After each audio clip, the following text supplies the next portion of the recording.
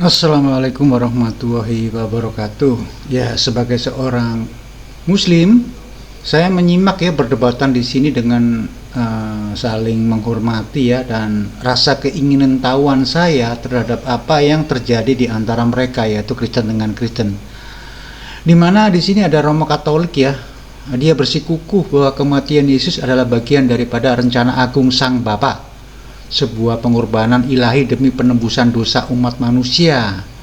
Tetapi di sisi lain, atau pastor ini ya, pastor dari Protestan, seorang perempuan, ibu siapa tadi itu, nanti teman-teman bisa menyimak Cindy, itu adalah sebuah pengorbanan ataupun menegaskan bahwa kematian Yesus adalah hasil dari tipu daya dari kejahatan iblis yang memanfaatkan kelemahan manusia untuk menyalib Sang Mesias. Nah, keduanya argumen dengan semangat yang luar biasa. Kata-kata mereka cukup tajam ya, penuh keyakinan dan syarat dengan kutipan-kutipan kitab sucinya mereka sendiri. Nah, ini saya gambarkan begini ya, gereja yang tadinya tenang berubah menjadi ruang penuh ketegangan teologis. Ya, gereja TikTok namanya itu. Dan di sana banyak yang terdiam dan menyimak setiap kalimat yang terlontar. Ada yang terdiam, ada yang teriak-teriak di sana itu ya. Dan dari sudut pandang Islam, kami sebagai seorang Islam meyakini bahwa Nabi Isa alaihissalam tidak disalib, melainkan diangkat oleh Allah Subhanahu wa taala ke langit. Al-Quran menyatakan bahwa penyaliban itu hanya ilusi bagi orang-orang yang menyaksikannya. Maka perdebatan sesama Kristen bukan sekedar soal siapa dalangnya, tapi tentang bagaimana setiap agama memahami peristiwa besar yang membentuk keyakinan mereka. Dan perdebatan ini tidak akan pernah berakhir teman-teman sampai kiamat. Dan kita sebagai seorang Muslim hanya bisa menyimak dan menyaksikan sebagai apa? Sebagai pembelajaran dan memperkuat keimanan kita sebagai seorang Islam. Oke ya teman-teman, buat teman-teman yang belum subscribe, belum like, dan belum komentar, ayo dibantu channel ini, di subscribe, dikomentari, dan di share agar cepat berkembang video di sini dan channel ini. Oke, kita lanjutkan videonya teman-teman, dan selamat menyaksikan perdebatan yang membagongkan ini. Iya, mana ayatnya? Mana ayatnya? Di mana? Sebentar, Romo. Kisah Rasul 2 ayat 23. Ya. Baca. Dia yang diserahkan Allah menurut maksud dan rencananya. Kita semua tahu ya, ini sudah ada sejak Adam berdosa. Sudah dijanjikan Tuhan, sudah dinubuatkan ya. Dan Yesus juga mengingatkan sampai 4 kali tentang penyalipannya, tentang penderitaannya ya. 4 kali dia mengingatkan ya. Kemudian telah kamu salibkan. Nah, ini ada suatu penegasan, manusia telah menyalibkannya dan kamu nih siapa Ibu? Kamu nih. Ya, orang-orang yang menyalibkan, Pak. Bukan. Kamu nih orang Yahudi, Ibu. Oh, nggak ada Pak ditulis. So, kamu ini ya semua yang berperan dalam hal penyaliban Yesus, Pak. Oh ya nggak bisa gitu dong, Tina. Ya bisa dong, itu kan tafsiran Gini. Oh, begini. karena nggak ada Kak Tina yang cantik. Gini loh, Kak Tina yang cantik gini. Alang, biar saya jelaskan Ibu. Kamu nih orang Israel. Makanya di ayat 30 bab 5 itu dia bilang nenek moyangmu dan semuanya. Nanti ayat 23 itu belum selesai Ibu yang terkasih. Pak, bukan yang itu masalahnya Pak. Kalau itu saya paham ya. Jangan gini, kita saling mendengar. Tina, coba diam dulu. Waduh, ya, kamu tidak paham Tina. Dengarkan Romo Cafe. Dengarkan. Tina, dengarkan dulu. Di situ dikatakan secara jelas yang telah kamu bumbun dan salibkan oleh orang-orang siapa? Oleh bangsa-bangsa apa? Ya, bangsa yang dijajah, ya, bangsa Israel, ya, Yahudi, dan bangsa Romawi penjajah, Pak. Iya, makanya ada 2 di situ. Waktu itu Israel sedang dijajah, Pak, sama Romawi. Berarti Ibu, mereka orang Israel itu membumbun dan menyalibkan Yesus digunakan oleh ayat 23 belum selesai. Baca aja deh, bantu dong Elang daripada Ibu. Ayat keberapa Romo? Kisah. Aduh. Bentar dulu Tina. 23 tadi. Bentar dulu Tina. Oke, 23 ya Romo. Ya. Kisah 2 ayat 23. Dia yang diserahkan Allah menurut maksud dan rencana Allah telah kamu salibkan dan kamu bunuh oleh tangan bangsa-bangsa durhaka. Itu orang Israel menggunakan tangan bangsa-bangsa durhaka, yang di situ referensinya siapa tangan bangsa-bangsa durhaka itu, siapa yang menyalibkan Yesus pada saat itu, tetapi siapa yang membunuh dan menyalibkan dan menyerahkan kepada bangsa itu, bangsa yang durhaka itu siapa? Orang Pak, Israel. masalahnya Kamu- bukan bangsanya, Tina, gini loh. Ya sudahlah Tina, malas lah. Pembunuhan Maaf ya, itu- saya rasa setelah belajar Pembunuhan begitu itu belasan tahun rencana kita suci jadi jahat, bodoh dengan Tina tindakan ini. Maaf ya, jahat saya Pak ngomong gitu. Romo, itu bersumber dari iblis. Aduh, di mana omong iblis itu? Tunjukkan satu ayat Ibu bahwa Yesus dibumbun karena iblis punya kehendak. Tunjukkan satu ayat. Bukan Jangan pakai Romo. tafsir. Jangan Semua pakai tafsir. kejahatan itu Jangan sumbernya pakai tafsir. bapaknya Tunjukkan satu adalah ayat. iblis. Tidak. Saya ambil ya ayatnya Ibu. ya. Enggak, Yohanes tunjukkan, 8 tunjukkan Yohanes 8 ayat. ayat 44 Pak ya. Oh.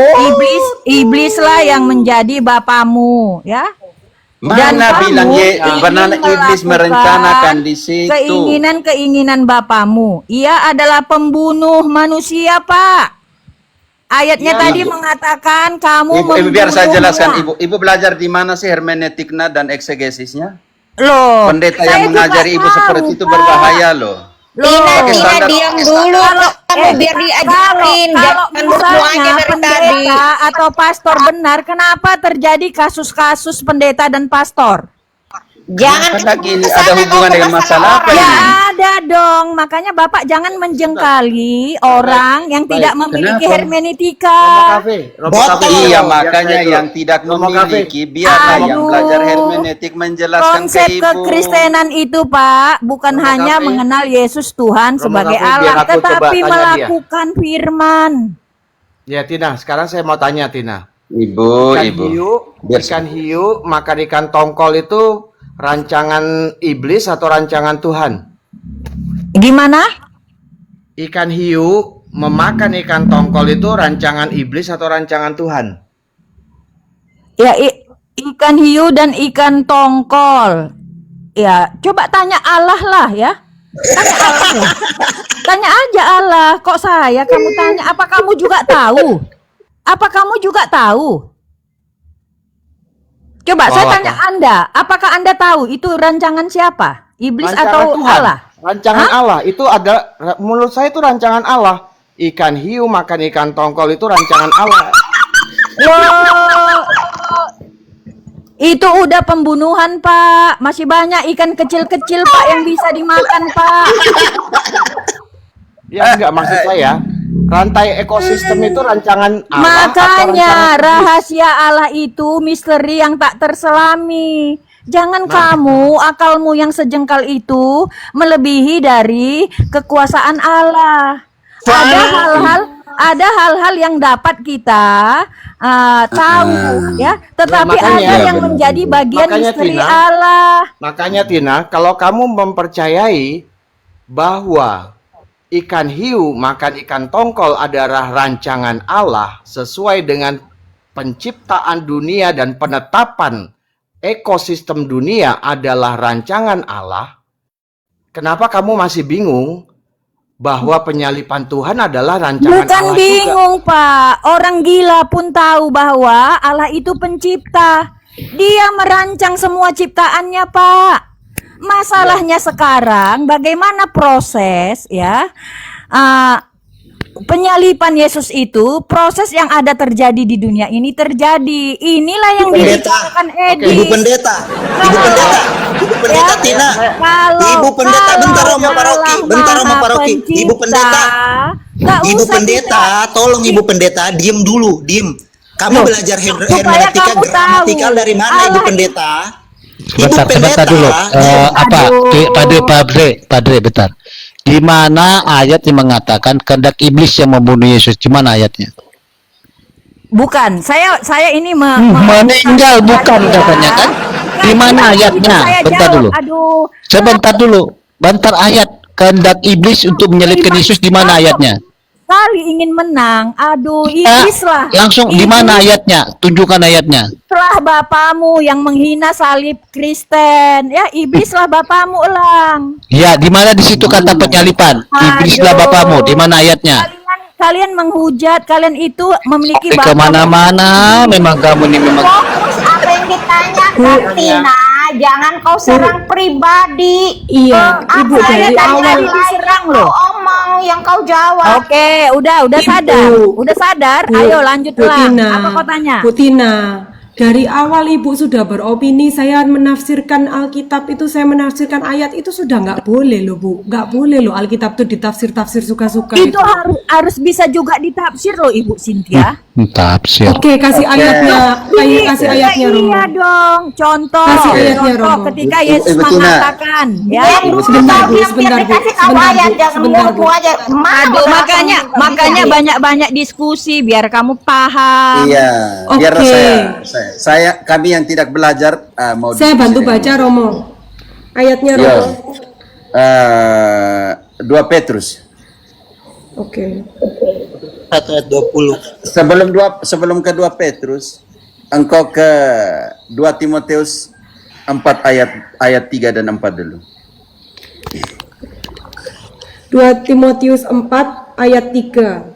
Karena akan datang waktunya orang tidak dapat lagi menerima ajaran sehat, tetapi mereka akan mengumpulkan guru-guru menurut kehendaknya untuk memuaskan keinginan telinganya. Mereka akan memalingkan telinganya dari kebenaran dan membukanya bagi dongeng. Karena itu, hati-hati dengan guru-guru palsu. Di dalam 2 Petrus 2 ayat 1 selanjutnya, akhir-akhir ini akan muncul guru-guru palsu. Pedas loh kata Petrus di situ. Tetapi 2 Petrus. karena itu, Ibu sebentar, karena itu jangan sampai menafsirkan suka-suka. 2 Petrus 3 ayat 15-16. 2 Petrus 3 ayat ke-15. Anggaplah kesabaran Tuhan kita sebagai kesempatan bagimu untuk beroleh selamat. Seperti juga Paulus, saudara kita yang kekasih, telah menulis kepadamu menurut hikmat yang dikaruniakan kepadanya. Hal itu dibuatnya dalam semua suratnya. Apabila ia berbicara tentang perkara-perkara ini, dalam surat-suratnya itu ada hal-hal yang sukar difahami, sehingga orang-orang yang tidak memahaminya dan yang tidak teguh imannya memutarbalikkannya menjadi kebinasaan mereka sendiri, sama seperti yang juga mereka buat dengan tulisan-tulisan yang lain. Dan salah satu tema penting bagi Paulus yang susah ditafsirkan adalah tentang salib. Makanya tidak bisa tafsir suka-suka. Karena itu dalam 1 Korintus 1 ayat 17, 18 dia omong apa? 1 Korintus 1 ayat yang ke-17. Sebab Kristus mengutus aku bukan untuk membaptis, tetapi untuk memberitakan Injil. Dan itu pun bukan dengan hikmat perkataan, supaya salib Kristus jangan menjadi sia-sia. Lanjut 18 perikopnya, hikmat Allah dan hikmat manusia. Sebab pemberitaan tentang salib memang adalah kebodohan bagi mereka yang akan binasa, tetapi bagi kita yang diselamatkan, pemberitaan itu adalah kekuatan Allah. Pemberitaan tentang salib adalah kebodohan bagi mereka yang akan binasa, tetapi bagi kita yang percaya adalah kekuatan Allah. Ayat 23 dan 24. Karena itu tidak bisa tafsir suka-suka, karena ada tema-tema yang kalau tafsir sembarang akan mengantar kita kepada kebinasan. Salah satunya tentang salib. Ibu saya selesaikan dulu. Ayat 23 dan 24. Berarti boleh tafsir ya Romo, Sebentar, tapi Ibu. tidak boleh suka-suka. Beda dong. Makanya butuh magisterium. Ibu, yang Ya, tuntas. makanya jangan Butuh. cepat-cepat Ibu klimaks belum gitu. selesai, belum selesai. Kak Tina yang Bentar, saya cakap. bacain dulu. Dengar dulu Kak Tina. Nggak boleh tafsir tadi dikatakan. Kak Tina, kalau Nggak nanti boleh udah tafsir selesai, suka-suka Kak Tina, lah. nanti kalau udah Karena semuanya itu selesai butuh Kalau belajar, Alkitab itu nggak Ibu. Sabar dulu, saya sabar. baca dulu, Niku saya wanita baca kok dulu, nggak Kak. sabar sih? Bentar dulu. Wanita itu Saya biasa baca dulu, sabar. Kak. Sabar Saya dulu, baca sabar. dulu ya. Tetapi kami memberitakan Kristus yang disalibkan untuk orang-orang Yahudi suatu batu sandungan dan untuk orang-orang bukan Yahudi suatu kebodohan. Tetapi Ibu, untuk mereka yang tunggu dipanggil, dulu. Bu Tina, Ibu nih mau orang Yahudi atau orang yang bukan Yahudi? Tentang salib ini. dua-duanya Romo. Oh, berarti Ibu adalah salib adalah batu sandungan dan salib adalah kebodohan. Loh, sekarang ini dalam konteks apa, Romo? Ibu Memang baca kau dong. nekat. pastikan Kamu konteksnya ditanya, apa. kamu mau Ingat ayatnya baik-baik. coba dibaca lagi Kasintil. Ayat Kasintil. dikatakan, Sebentar, Bu. Bentar dulu, Kasintil. Yunani dan Yahudi itu. Tetapi kami memberitakan Kristus yang disalibkan untuk orang-orang Yahudi suatu batu sandungan dan untuk orang-orang bukan Yahudi suatu kebodohan. Ibu, tahan dulu. Salib bagi Ibu orang mana nih? Yunani atau orang yang bukan Yunani? Orang Yahudi atau yang bukan Yahudi? Saya kan orang zaman sekarang, Pak. Bukan Ya, saya dalam konsep tentang saya salib. mempercayai apa yang ada sebelumnya. Enggak, kamu pilih mana, salib itu untuk orang Yunani atau orang Yahudi itu? Pilih. Ibu punya pikiran yang mana nih? Ya, ini maksudnya Bapak nanya apa? Itu salib apa ini sekarang? yang Salib begini hukuman. sendiri dia. Salib hukuman. Yang sederhana saya Ibu tidak mengerti. Saya makan Loh, siang dulu ya, salib teman-teman. hukuman atau bagaimana? oke. Jelaskan Kalau mau dulu Oke. dong. Saya gantikan ya. Oke, langsung baca ayat terakhir lah. Minta ayat terakhir Aduh. Cynthia. Pio, engkau baca ayat terakhir. Galatia 3 Ayat ayat 1 untuk 31. Galatia berapa tidak. mau? Galatia 3 ayat 1, biar ini hadiah untuk Ibu Tina. Galatia 3 ayat 1. Dengar baik-baik. Dengar baik-baik. Hai orang-orang Galatia yang bodoh. Dari tadi saya nggak bisa lihat. Bentar dulu. Yang Bentar. bodoh.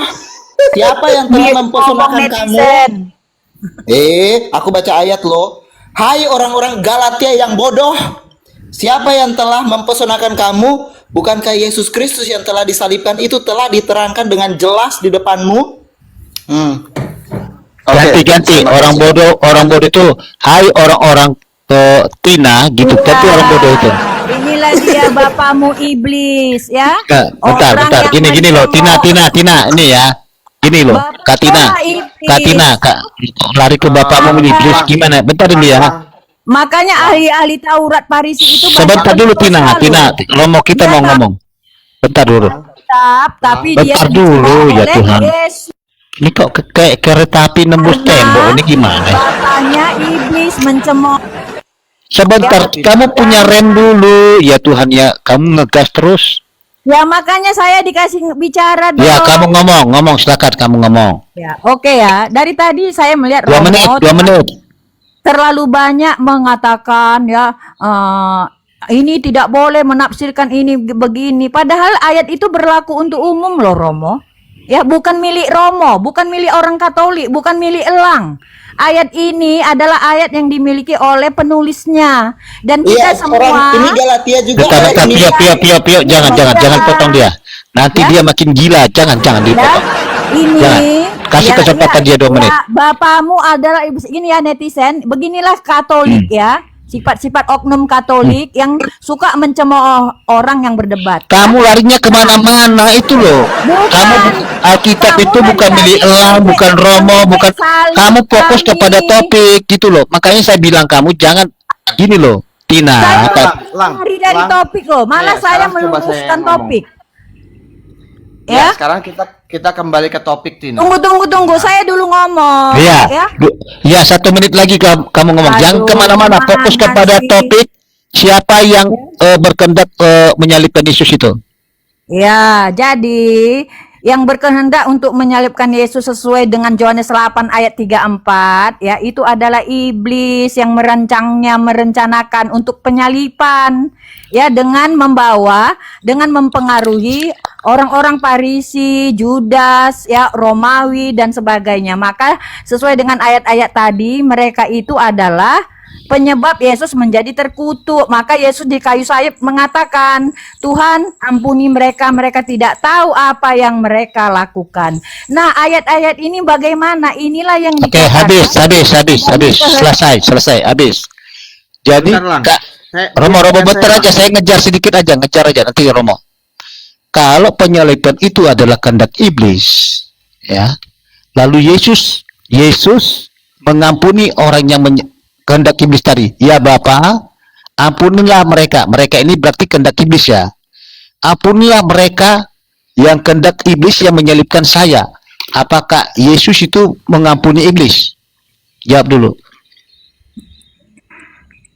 Itu di situ apa ditulis Lang? Coba kamu baca. Coba kamu baca. Apa disebut Yesus? Tadi kamu bilang yang menyalibkan itu kehendak iblis. Lalu Yesus berkata, itu sebentar. ditujukan kepada orang-orang Lalu Yesus mengampuni, ya Bapa yang ampuni. memelintir. Loh, saya Ya, enggak jangan melimpir. memelintir. Yang Ayat itu ampunilah tidak ada dosa, mengatakan ampunilah mereka yang ampunilah iblis. yang loh, Aduh. jadi yang diampuni siapa? Yang diampuni. Aduh, orang-orang Yang diampuni siapa? Orang-orang Oh. yang berperan membunuh Oke, dia. yang orang yang berperan membunuh itu kehendak siapa? Ya, itu setiap ada dosa, kejahatan iblis. Memang muter sana muter sini memang kamu. Bukan Anda yang memelintir. Saya tidak melintir loh, saya ketawa nih. Kamu Tidak bilang tadi, ada keselamatan bentar. untuk iblis.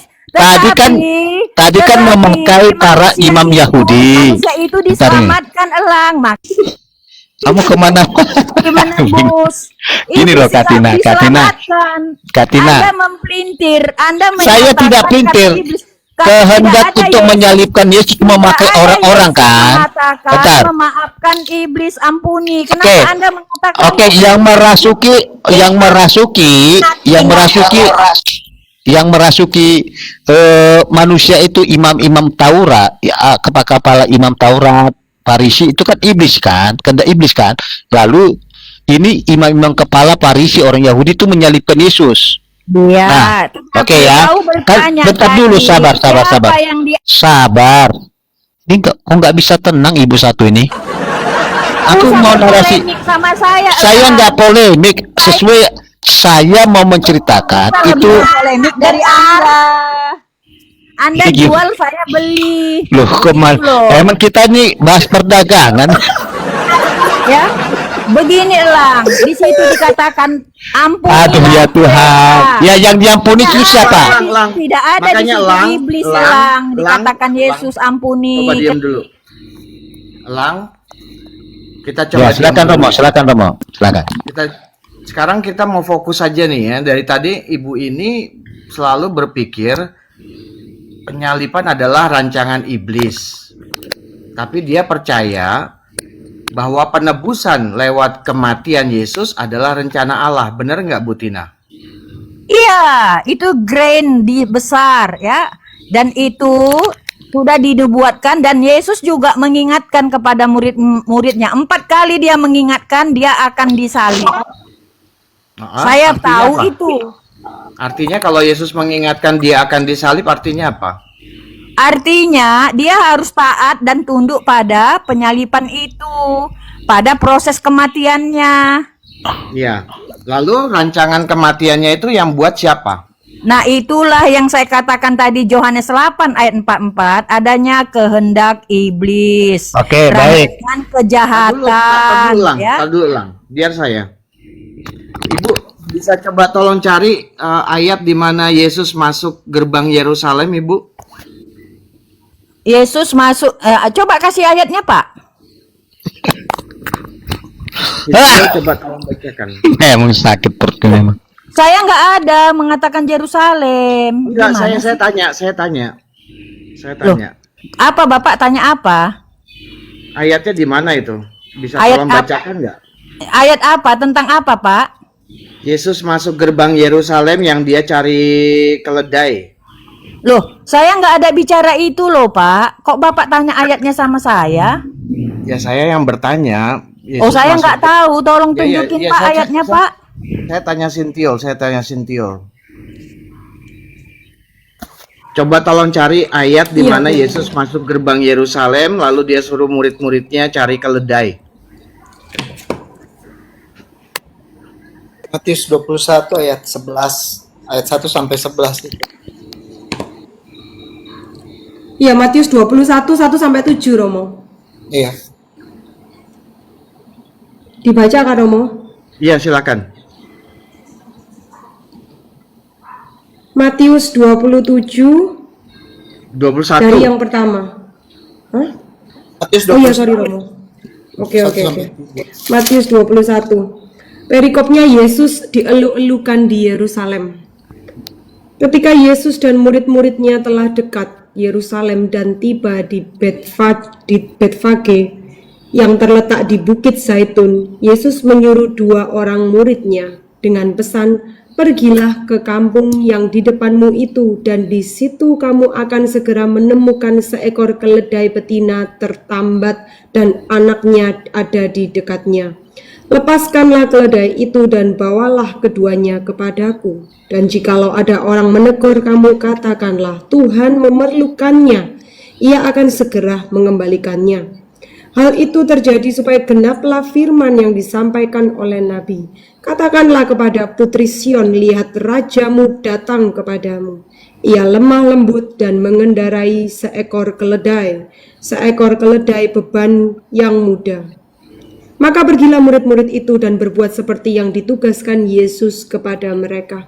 Mereka membawa keledai betina itu bersama anaknya, lalu mengalasinya dengan pakaian mereka, dan Yesus pun naik ke atasnya. Iya.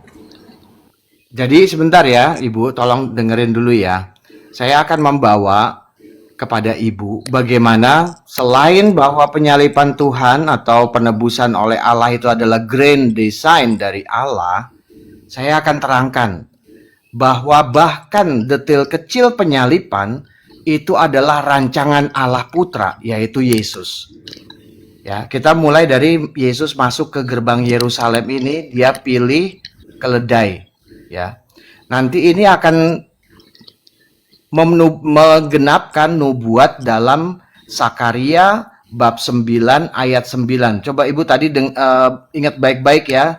Ada kata lemah lembut dalam bacaan yang tadi dibacakan oleh Cynthia ya. Nah, sekarang coba Sakaria 9 ayat 9, Cynthia. Oke, Sakaria 9 ayat yang 9. Perikopnya Raja Mesias di Sion. Bersorak-soraklah dengan nyaring, hai putri Sion. Bersorak-sorailah, hai putri Yerusalem. Lihat, rajamu datang kepadamu. Ia adil dan jaya. Ia lemah lembut dan mengendarai seekor keledai beban yang muda. Ya. Nah, itu ada 2 ayat itu. Coba tolong diingat baik-baik dulu. Ya, sekarang saya mau menggunakan apa yang tadi Da Vinci ya, di bawah itu dia bilang, tidak ada yang bisa mengambil nyawa dari Yesus kecuali Yesus menyerahkannya sendiri. Itu udah ada dalam Yohanes 17:18. Silakan Sintil. Yohanes 10 Yohanes 17 Yohanes 10 10 ayat 33 itu Romo. Yohanes 10 ayat 33 itu. Kesalah. Yohanes 10 17 sampai 18. Oke. Yohanes 10:17. Bapa mengasihi aku oleh karena aku memberikan nyawaku untuk menerimanya kembali. Tidak seorang pun mengambilnya daripadaku, melainkan aku memberikannya menurut kehendakku sendiri. Aku berkuasa memberikannya dan berkuasa mengambilnya kembali. Inilah tugas yang kuterima dari Bapakku. Ya, jadi pertama ada grand design, rencana Allah. Lalu kemudian ada rancangan penyalipan dan pembunuhan terhadap Yesus. Tapi ditegaskan oleh Yesus sendiri. Tidak ada yang bisa mengambilnya daripadaku, aku yang memberikannya. Sekarang kita kembali ke ayat-ayat tadi ya, ayat bagaimana Yesus masuk Yerusalem. Yesus masuk Yerusalem, yang menggenapinya, yang merancangnya adalah Yesus sendiri. Dia suruh murid-murid mencari keledai. Kenapa? karena dia mau menggenapi nubuat Zakaria bab 9 ayat 9. Dalam nubuatan itu, Yesus masuk Yerusalem menunggangi keledai. Siapa yang ditampar ketika Yesus masuk ke dalam gerbang Yerusalem? Pertama, dia menampar Sanhedrin, Kayafas. Kenapa? Karena Kayafas bisa menjadi imam agung Sanhedrin berkat persetujuan dari Gubernur Jenderal Roma. Jadi Yesus sudah tahu dari awal Sanhedrin dan Gubernur Jenderal Roma itu kong kali kong. Yesus tahu itu. Makanya dia memprovokasi Sanhedrin. Itu satu. Yang kedua, di dalam kitab Zakaria bab 9 ayat 9 ada kata tentang raja yang adil. Dan Pilatus bukan raja yang adil, dia penjajah. Maka dia menampar Pilatus. Dalam Zakaria 9:9 juga ada tulisan raja yang lemah lembut, dan Herodes bukan raja yang lemah lembut. Dia raja yang kejam. Demikian juga Pilatus raja yang kejam. Nanti dia dicopot dari jabatannya sebagai gubernur jenderal di Yudea karena dia membantai orang-orang Samaria. Setelah dia membunuh Yesus, dia nanti membantai orang-orang Samaria. Lalu dia dicopot dari jabatannya sebagai gubernur jenderal. Ini latar belakangnya. Jadi, kalau menyebutkan penyalipan adalah rancangan iblis, padahal semuanya dibuat dan diprovokasi oleh Yesus, apakah Yesus nggak sakit hati? Saya udah capek-capek ini merancang dan membuat secara detail bagaimana saya nanti akan disalib. Kok kamu malah bilang ini rencana iblis? Kenapa? Karena nggak ada orang bisa mengambil nyawaku kalau aku tidak memberikannya. Yesus sudah pernah 2 kali mau dirajam, dilempari batu. Tapi 2 kali juga dia lolos dan lewat dari tengah-tengah orang yang mau merajamnya. Demikian juga Yesus pernah mau dilempar ke jurang. Tapi Yesus lolos dari orang-orang yang mau melemparinya ke jurang. Kenapa begitu? Karena sejak semula Yesus sudah memahami rencana Allah, grand design Allah, dia sudah memahami. Maka dia merancang kematiannya harus disalib. Bagaimana saya tahu itu? Karena sejak awal penampilannya ke publik dia sudah ngomong sama Nikodemus. Yohanes 3 ayat 14, Sintiul tolong. Yohanes 3 ayat ke-14.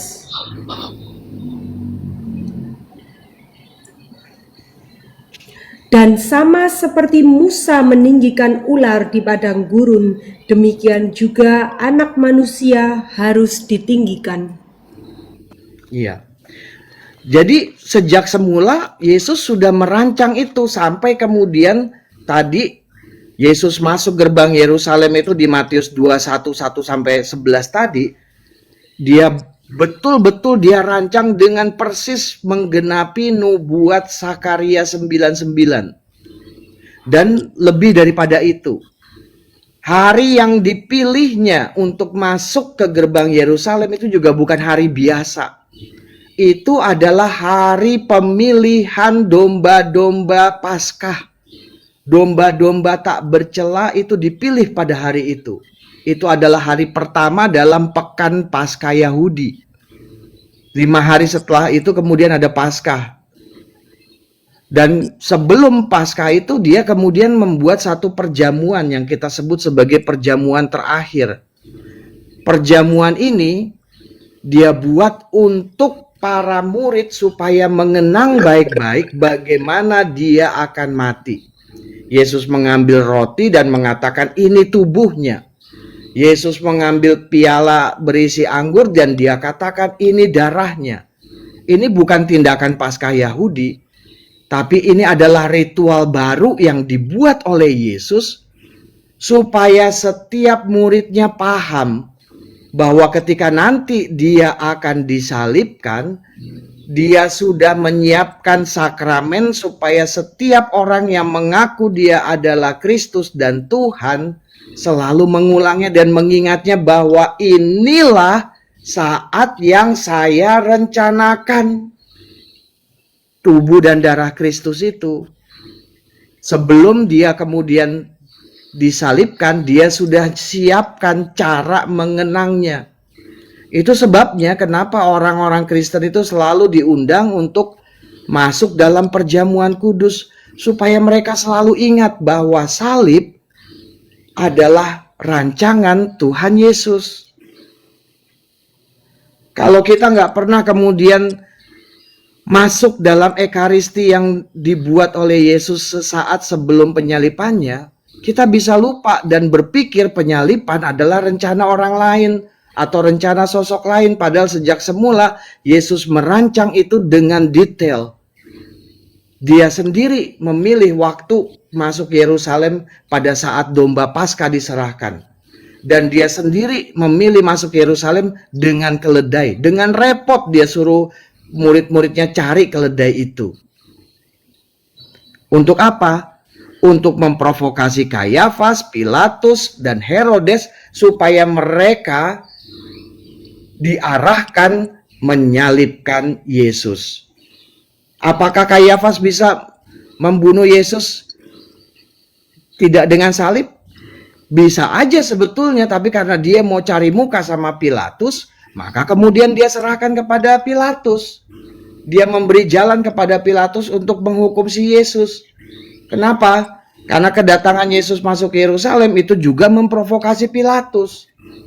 Yesus tahu persis hal-hal seperti ini. Makanya jangan kita memberi pujian kepada iblis untuk sesuatu yang dirancang oleh Tuhan Yesus. Tuhan Yesus sendiri merancang bagaimana dia menyerahkan nyawanya. Manusia atau iblis tidak bisa merebut nyawa Yesus karena Yesus adalah Tuhan. Berkali-kali mereka berusaha membunuh Yesus, Yesus lolos. Itu loh, Ibu Tina. Oke, Kak Tina, silakan komentari. Ya, oke ya. Jadi begini ya Romo, saya setuju ya, itu semua adalah rencana Allah ya. Penebusan, pencurahan darah itu rencana Allah ketika Adam jatuh ke dalam dosa dalam rangka penyelamatan manusia. Tetapi jangan lupa loh Romo ya, ada ayat-ayat yang mengatakan seperti Yohanes 8 ayat 44 ya, bahwa iblis adalah bapa pembunuh manusia sejak semula dan tidak hidup dalam kebenaran, dan dia memiliki kehendaknya sendiri. Nah, jadi kalau memang semua itu sudah dirancanakan Yesus, berarti ayat ini salah karena Yesus itu sudah membisikkan kepada iblis bahwasanya kamu harus menyalibkan saya. Kan seperti itu Romo. Di mana ayatnya? Kamu harus menyalibkan saya. Di mana ayatnya? Ya, ini ayatnya ini saya buat ini Yohanes 8:44, tidak Oke. ada. Yohanes 8 ayat 44. Ada nggak cerita tentang penyalipan? Kita buka. Ya, oke. Di sini bicara kehendak, jangan berpolemik kau. Tuh, saya nggak berpolemik loh di situ. Oh, itu berpolemik. Iblis itu namanya. sejak semula adalah pendusta dan pembunuh manusia. Ini bagian saya loh. Tadi Enggak, Romo itu kamu tuliskan loh. dulu di situ, di mana di situ ada penyalipan. Bicara kehendak, gimana sih? Oke. Makanya ya, kalau kalian mengatakan itu memang rencana Yesus ya, rencana Tuhan, maka Tuhan membisikkan kepada iblis, kau bunuh saya ya. Nah, ayat Yohanes 8 ayat 44 ini nggak berlaku elang. Oke, iya Kak Tina, bentar dulu ya. Nah, Gini. sebagai contoh. Oke, gini gantianlah kita dulu. Enggak, saya ini masih sebentar loh. Ya, 1 menit lagi ya. Oke. 1 menit lagi. Aku dulu ya. Ketika Adam berdosa ya, kenapa Allah Bapa tidak mencegah Adam supaya dia jangan dijatuhkan oleh iblis? Dan kenapa Allah menciptakan ya malaikat yang jatuh itu? Ya, kenapa? Karena itulah kehendak Allah. Kehendak Allah itu yang Gimana baik. kehendak Allah di situ, sedangkan Allah mengatakan jangan kau makan buah itu? Gimana sih kamu? Elang, Itu aturan, Elang, Elang. boleh nggak aku Itu yang peraturan, makanya ada aku aja free ngomong sama will. Tina, Elang. Aku udah gak sabaran Romo, mau Loh, kau nggak ini kutu yang mau kepencet Romo, betul serius. Iya, benar. Makanya Tapi biar kelakuan saya kalian bicara. menghina sesuai dengan Nggak ada yang menghina gini kalau Katina yang gini lo Katina ini ya, ini saya bawakan Matius 16 ayat 21 ya, ini saya baca ini ya. Matius Loh, 16. saya Iya, kenapa kamu udah habis ngomong. Ya, yuk kita tanggapi bentar Aduh, gantian lah. gimana sih kalian ini? Aduh, gimana sih? Gini loh. Elang, Aduh. jangan dulu, Elang. Saya mau buat Gimana konstruksinya sih, Elang? sampai Orang selesai. lagi ngomong Konstruksinya sampai selesai. dipotong-potong. Bentar. Iya.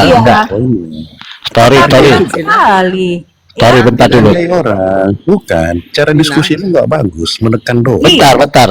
Dia narasi nggak ada data bawa ayat asumsi, makanya saya Saya potong bawa terus. data loh, Yohanes 8 ayat 44. Ada nggak bicara tentang penyalipan di situ? Ayah Katina ya. Saya dengan Romo aja ya, biar sebentar ya.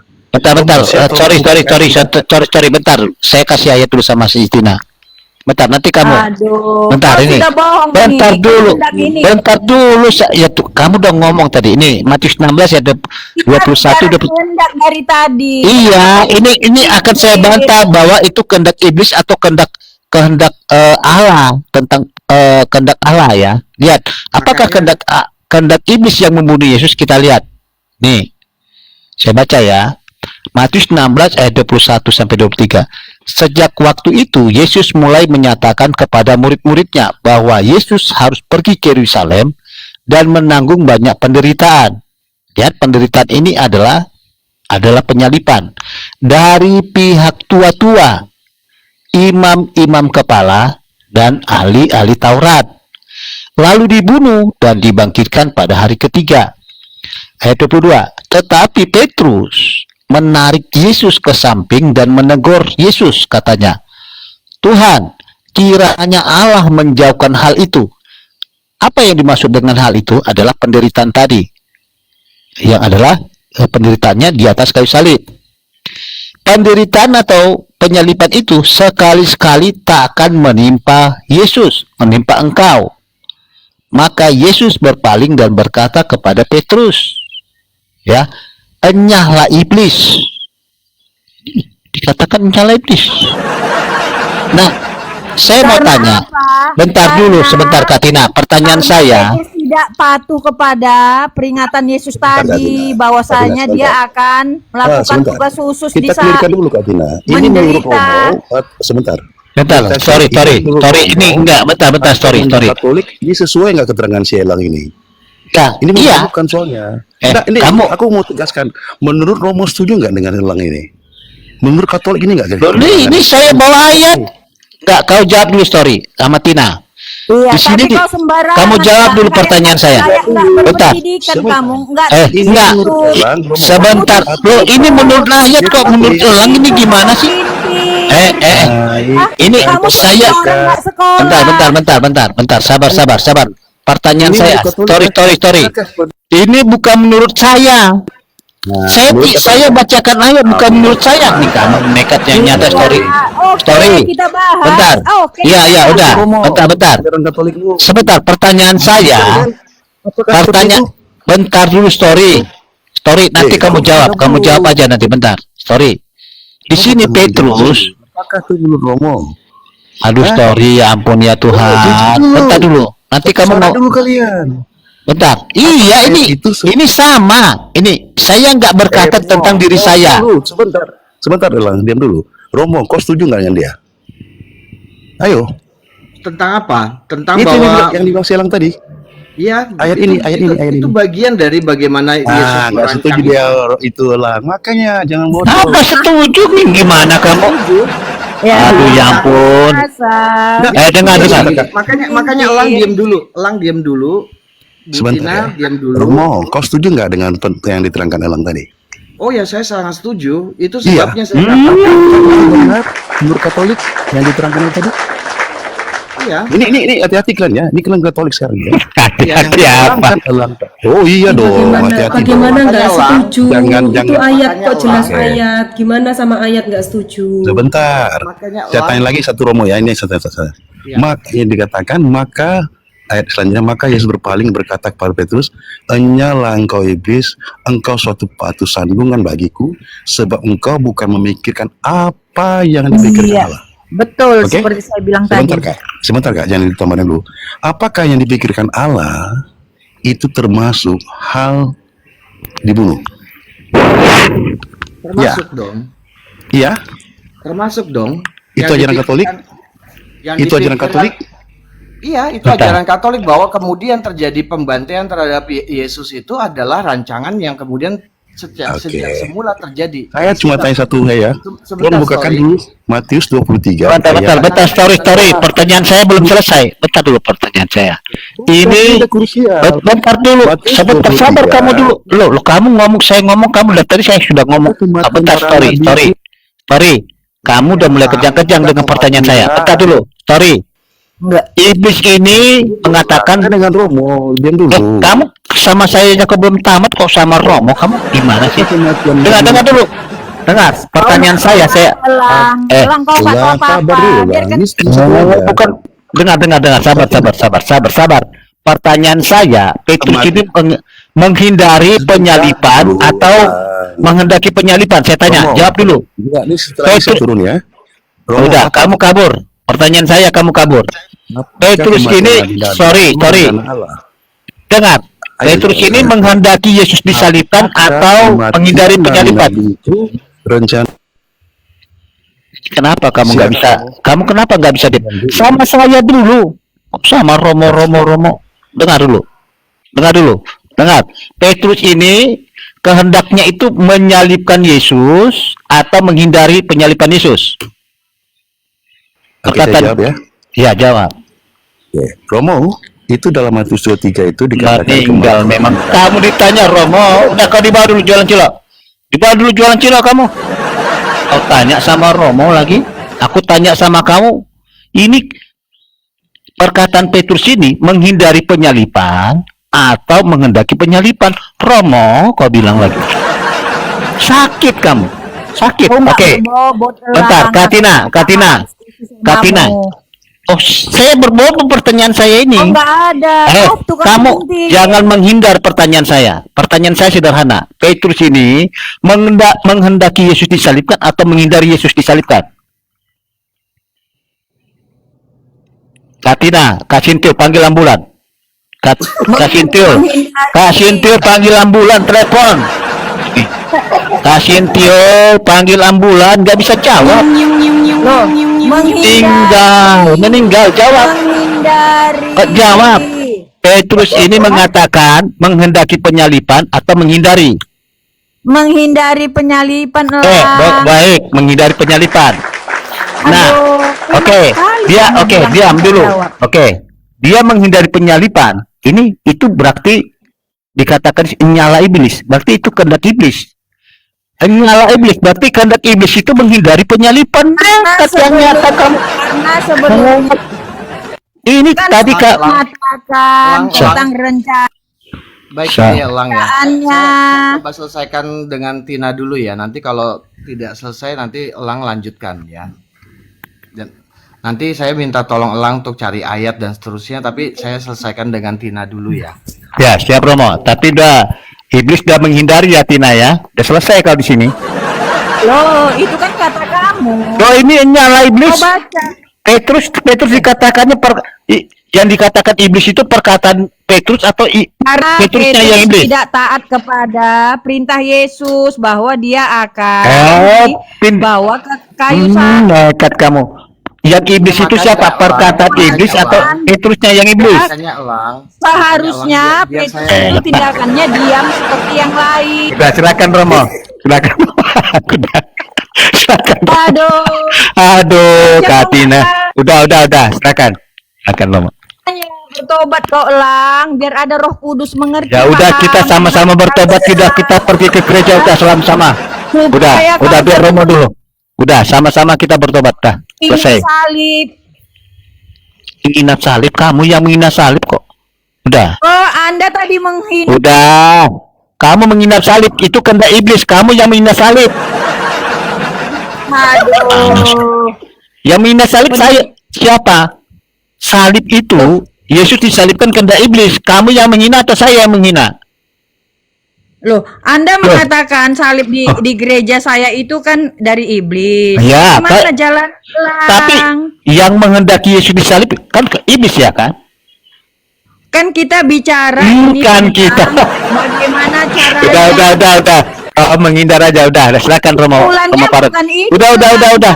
Udah kamu putar-putar kayak baygon kamu udah selesai. Udah. Silakan Romo, silakan Romo. Gak Oh, bisa kok tipu-tipu. kamu menipu dirimu sendiri, bukan saya yang menipu kamu. Oh, Kamu yang menipu diri sendiri. Oke, silakan Romo.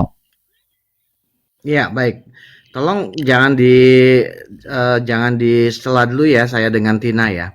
Ya, Tina, tadi kamu udah setuju yang di ayat-ayat dari yang ditampilkan oleh Elang tadi, kamu udah setuju bahwa Petrus menolak penyalipan Tuhan. Penderitaan itu ditolak oleh Petrus dan kemudian Yesus mengatakan kepada Petrus, "Enyahlah engkau iblis."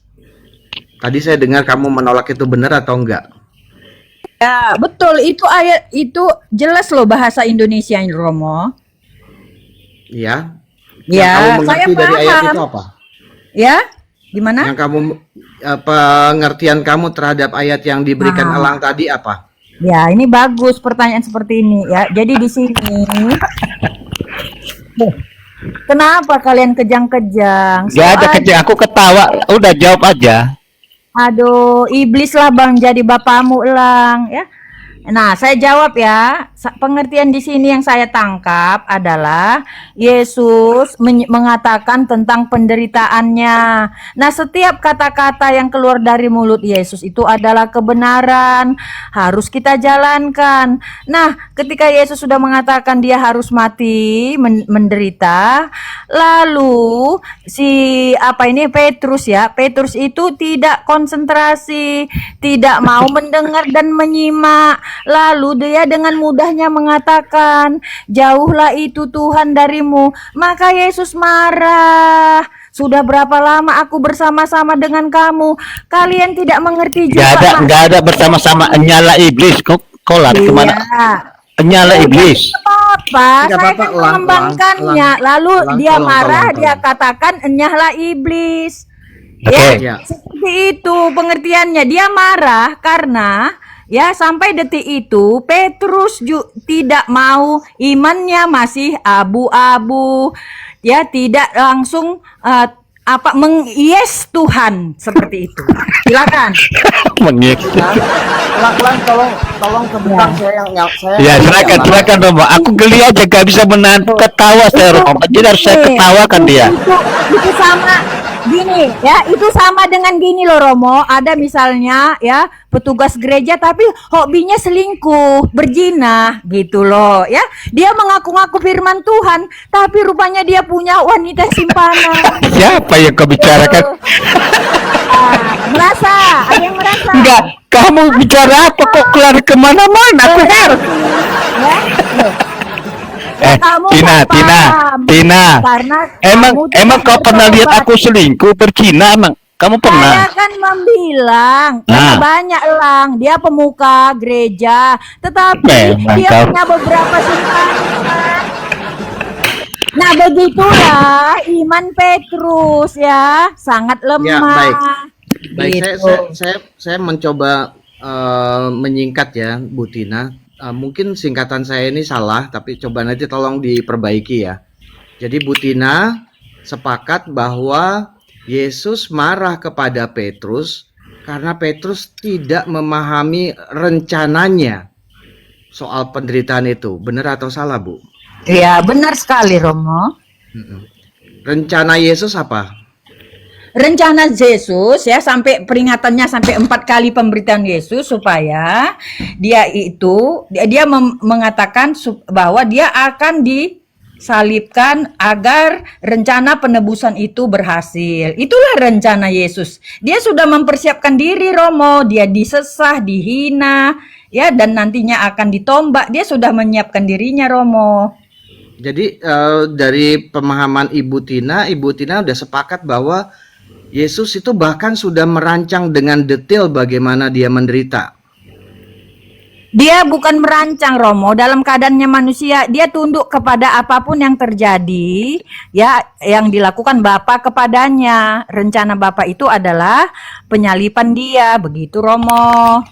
Baik. Nah, makanya saya mau sampaikan kepada Ibu bahwa Yesus bukan saja taat pada rencana Allah Bapanya, tapi dia juga merancang dengan detail bagaimana penderitaan itu akan terjadi pada dia. Iya, betul. Tapi jangan lupa, Romo, ketika dia sebelumnya ini mengatakan, ya Tuhan, ya Bapa, sekiranya cawan ini berlalu dariku, tetapi kehendak-Mu lah yang jadi, Romo. Kehendak betul. siapa situ? Kehendak siapa? Bapak atau iblis? Kehendak Bapa yang terjadi. Kenapa kau bilang kehendak iblis? Kenapa kau bilang kehendak iblis di situ? Loh, ini kita bukan Tinggal kau. Ini kemana-mana kamu. Aduh, Kayaknya ini Elang. tentang Yesus, hubungan Yesus dengan Bapa. Kita dengerin dulu, Lang. Nggak ada kaitan iblis di sini. Aduh. Iya, iya Bu Tina, nggak usah IQ-mu diabaikan lah. aja dulu. Abaikan dulu. Jadi di Taman Getsemani itu Yesus berdoa kepada Allah Bapanya, berdiskusi dengan Allah supaya apa? Ya supaya ya dia mengeluh loh ya. Iya, Sekiranya betul. cawan Dan ini dia berlalu. ketakutan kan?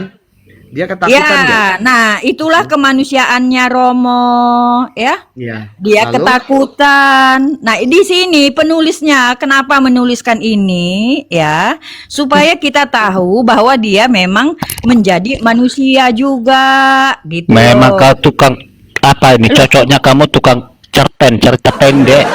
Oh, enggak, Elang. Karena ada Roh Kudus, Elang, yang menerangkan kepada kita sehingga setiap firman Tuhan itu berbuah, Elang, bukan hanya kita Kemana-mana kau lagi. Iya dong.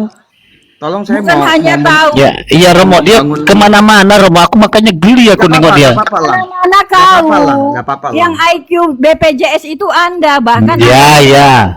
Kamu, saya aktif BPJS, kamu jam kesnas.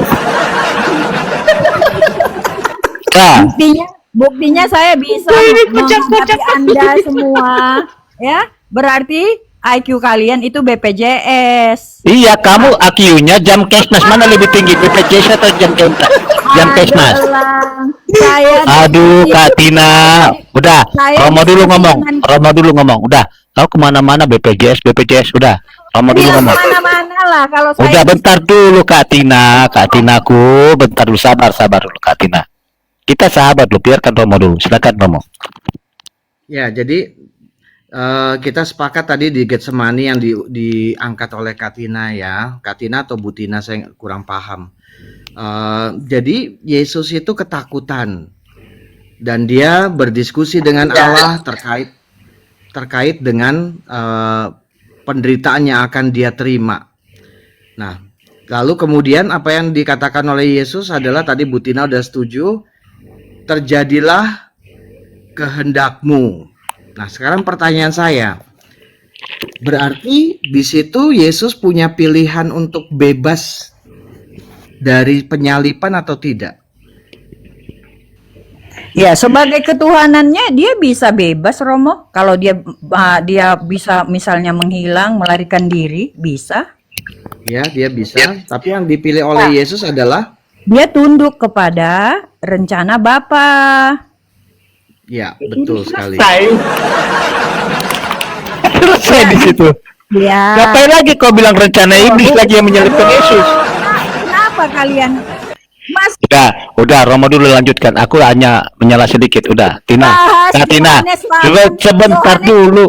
Kamu bawa Yohanes 8 dan di situ. 44. Iya, Apa itu nggak ada ayat cerita itu? penyalipan. Bentar dulu, silakan Romo. Ayat itu. Romo, waduh, bentar dulu. Nanti saya kasih uang belanja. Jangan merepet. Nanti saya kasih uang belanja. Nggak sanggup. Udah, bentar dulu Romo. Silakan Saya Romo. nggak bisa menjawab kalian buat. Bentar Kalian dulu. menjebak. Bentar Katina. Menjebak. Ini kenapa? Ini kayak macam istri saya tukang merepet. Ini gimana?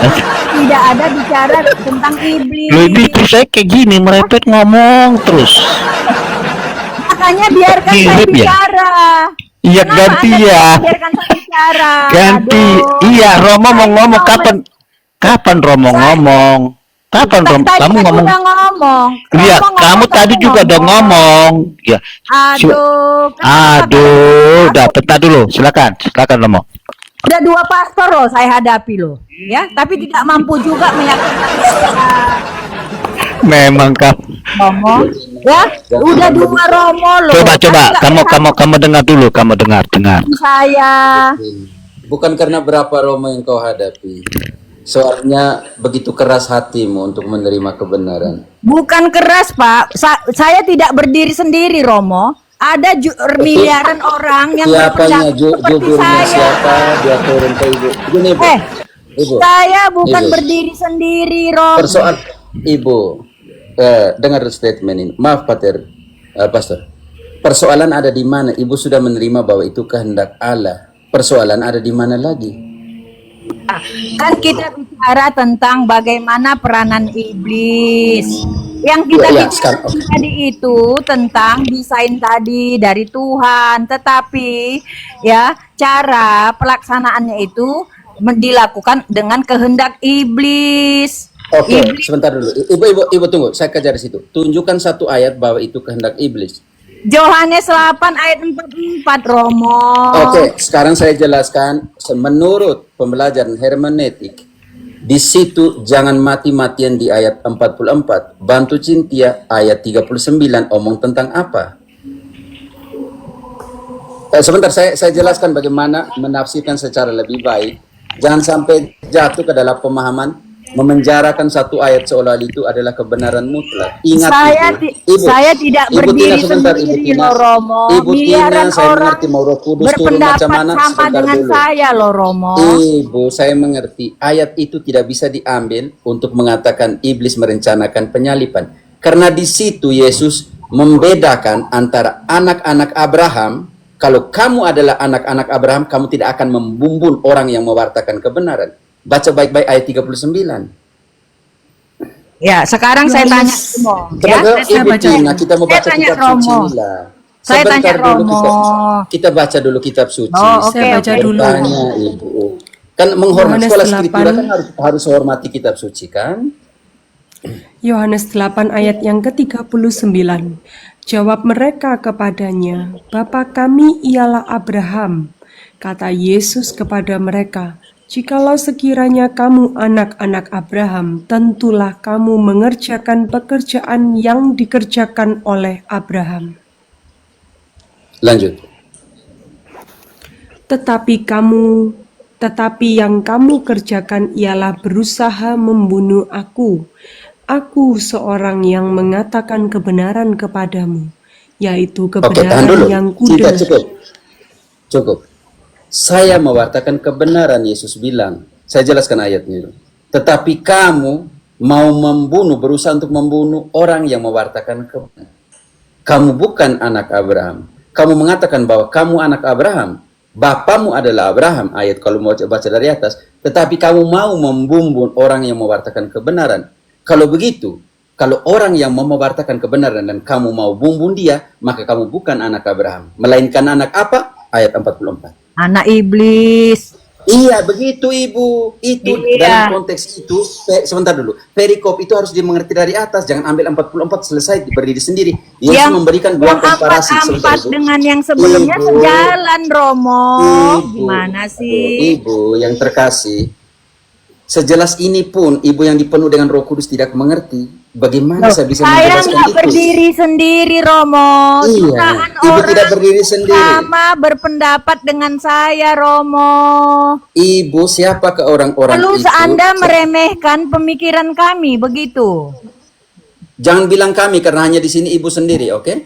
Jangan bilang kami, ini kesalahan kapra dalam pemilihan bahasa. Oke, dalam pengertian ini Ibu, ingat bahwa perikop itu Yesus sedang membuat perbandingan. Kalau kalian anak Abraham, kalian mengaku diri anak Abraham, tetapi kamu ingin membumbun saya yang mewartakan kebenaran, berarti kamu bukan anak Abraham, melainkan anak iblis yang di dalamnya tidak ada kebenaran. Karena itu ayat 44 harus dibaca dalam komparasi dengan ayat-ayat sebelumnya supaya bisa mengerti. Cynthia, engkau baca ayat 44. di situ akan mengatakan iblis bapamu karena tidak ada kebenaran di dalamnya. Kenapa? Karena yang kamu percaya adalah orang yang mewartakan ketidakbenaran daripada orang yang mewartakan kebenaran. Cynthia, baca dulu. Iblislah yang menjadi bapamu dan kamu ingin melakukan keinginan-keinginan bapamu. Ia adalah pembunuh manusia sejak semula dan tidak hidup dalam kebenaran. Kebenaran. Sebab di dalam dia tidak ada kebenaran. Apabila ia berkata dusta, ia berkata atas kehendaknya sendiri, sebab ia adalah pendusta dan bapa segala dusta. Dusta. Karena itu ibu, di situ harus dilihat dalam dua konsep. Anak Abraham, kalau ibu adalah anak Abraham, tidak akan menginginkan kematian dari orang yang mewartakan kebenaran. Itu sangat jelas, ayat 39, 40, 41. Tetapi karena kamu anak iblis, maka kamu menginginkan pembunuhan terhadap orang yang mewartakan kebenaran. Kenapa? Karena iblis itu tidak punya kebenaran. Dan dia adalah bapa dari segala pendusta. Itu ayatnya harus dimengerti dalam konsep seperti itu. Maka ada prinsip hermeneutik yang namanya itu preteks, konteks, dan postteks. Itu yang harus dimengerti ibu yang terkasih. Supaya jangan jatuhlah di dalam penafsiran yang suka-suka. Loh, ya Romo. Kesian sama ibu dari cara bicara dan saya ibu nggak bilang, berdiri sudah sendiri, dua Romo. Sudah dua Romo. Saya tidak nggak bisa berdiri Ibu, sendiri, Romo. Anda jangan meremehkan kami. Kamu berdiri dengan siapa, saya tanya dulu. Ya, dengan Edis, dengan Sofiatul dan Kalau begitu panggil semua Edis ke sini, panggil semua Edis ke sini baru dimulai. nggak usah Romo. Saya juga gini loh. Saya juga. Ya. Ya, Dan sudah dipulih Panggil di semua Indonesia. Edis. 77% berpendapat seperti itu, Romo. Ini kenapa kalian ini dibawa elang diam saja gimana? Ya, Mereka karena yang nyata kalian. protes kan, yang protes. Begitu. Nah, sekarang ya saya menjelaskan sama Anda ya, rencana penyaliban Tuhan Yesus Ibu itu bisa berasal jelaskan dari kepada Allah. Nah, berbeda yang penerapannya kami jelaskan dari tadi sudah dengan begitu. sudut pandang manusia di dunia, Romo, ya. Makanya kita harus bisa membatasinya dalam sudut pandang apa. Kalau dari sudut pandang Allah, ya, itu rencana Allah wajib. Ya sudah selesai, ngapain lagi? Mau bilang rencana iblis. Dari sudut pandang iblis memiliki kehendaknya sendiri. Ya, tidak ada ya pertemuan antara Bapa menyuruh iblis untuk melakukan dosa itu. Enggak gitu, Elang, ya. Maka kita melihatnya dari sudut Ibu pandang bisa tunjukkan mana? satu ayat yang mengatakan bahwa penyalipan itu kehendak iblis. Jangan tafsir Ibu, tunjukkan satu ayat saja. Loh, oke, ya. Saya bawakan Matius 26 ayat 4 ya. Oke, Matius 26 ayat 24. Saya buka di sini. Ayat 3 Ayat dan 4. 4. Ayat 4. Oke, kita mau lihat bahwa itu kehendaknya iblis atau apa? Ya. Pada waktu itu berkumpullah imam-imam kepala dan tua-tua bangsa Yahudi di istana imam besar dan bernama Kayafas. Dan mereka merundingkan suatu rencana. Ini rencana ini ya. Sekali lagi saya bilang suatu iblisnya di mana rencana. di situ? Iblisnya di mana? Ya, sebentar dulu Mereka ya. ini siapa? Mereka ini siapa? Sebentar Iblis. dulu saya terangkan, ya. Nah, lanjut. Untuk menangkap Yesus dengan tipu muslihat dan untuk membunuh dia. Nah, saya tanya kalian, tipu muslihat itu dan membunuh itu sekarakter Allah enggak? Ya, Romo Cafe, izin saya yang bicara gimana? Itu Silakan. sifat Allah enggak? Silakan Romo. Macet. Enggak ada macet. Saya Romo yang saya hormati Romo. Biar dijawab. Biar dijawab. Kok macet ini? Mulai sepihak. Loh, bentar. Gini Tina. Lihat, pada waktu berkumpullah imam-imam kepala dan tua-tua bangsa Yahudi di istana imam besar yang bernama Kayafas. Dan mereka ini siapa nih? Iblis atau imam-imam kepala? Itu dijelas imam-imam kepala. Oke, imam-imam kepala. Oke, udah. Nah, di mana di sini kata iblis di sini? Ya, di situ kan ada ditulis tipu muslihat dan membunuh. Oke. Nah, Oke, sifat bentar, saya jelaskan dulu di sini. Sebentar. Di sini tipu muslihat dan membunuh itu memang adalah pekerjaan dari iblis. Oke, kita sepakat dulu di situ. Tapi mereka punya kehendak bebas. Manusia ini punya kehendak bebas. Ya, kalau bukan iblis yang bekerja, ya. Gini contoh gini ya. Saya kasih nalarnya. Ketika kamu mau selingkuh sama suami orang, contoh kita suami istri ini ya, contoh nih Katina. Saya kasih nalar. Ya. Ketika kamu mau berzina, apakah yang berzina itu iblis atau kamu? Saya tanya. ya Kehendak saya. siapa? Oke, gini, saya kasih next. Oke. Kalau berzina itu menipu, bohong, itu adalah kuasa dari iblis ya. Itu Ya, karena sifat-sifat iblis. sebentar saya ngomong dulu. Karena pada mulanya adalah iblis itu adalah mulanya yang jatuh, yang memberontak kepada Allah. Dialah pembunuh sejak semula, dialah pendusta. Dialah orang yang pertama jatuh dalam dosa. Nah, bagaimana iblis ini mau mempengaruhi Hawa supaya mereka mengikut Adam dan Hawa, supaya mereka jatuh dalam kuasa iblis. Nah, sekarang di sini ketika kamu melakukan selingkuh, kamu kehendakmu sendiri atau kehendak iblis yang mau selingkuh? Ya kehendak dua-duanya lah. Kehendak. Iblis mana mau bisa selingkuh, Kim? Iblis itu merencanakan kejahatan untuk mencari. Iya, kalau kamu jatuh dalam kejahatan, itu kamu dalam kuasa si jahat. Gini. Dengarkan dulu ya. Ya, kalau kamu sudah selingkuh, itu kamu dalam itu kuasa. iblis, ya? Sebentar dulu, Kak Tina. Sebentar, aku kasih nalar sehat ini. Kalau kamu selingkuh, itu kamu jatuh dalam kuasa si jahat. Nah, ketika kamu mau selingkuh, itu kan kehendakmu. Ingin berselingkuh itu kehendakmu.